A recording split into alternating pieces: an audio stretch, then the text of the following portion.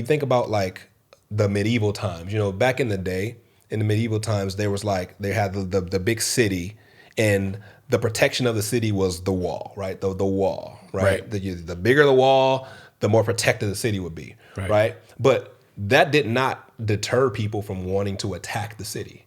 And what would happen is, even though the wall was strong and all this stuff, there were protection mechanisms that were put into place that was supposed to be like an early warning system of sorts for the city. And what that would look like is there will be these spies and people way out in the distance, right? They will be way out in the distance, and their whole job was to look for the enemy, right? So if they see an army marching their way, they needed to give a signal to the city to say, hey, you need to prepare for battle, right? So what would that look like? That would usually look like, okay, I see this army coming. Let me light the torch. So this person way out there, miles and miles away, will light the torch. And then the person who's like another mile out, they will light their torch, and this gets back to the city. And the city knows it's time to prepare for war. It's time to prepare for war.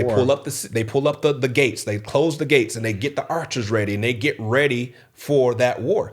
But if they didn't have that in place, and all of a sudden the army just comes up on them, now everybody's scrambling, trying to get to a place where they can protect their city. And it's too late.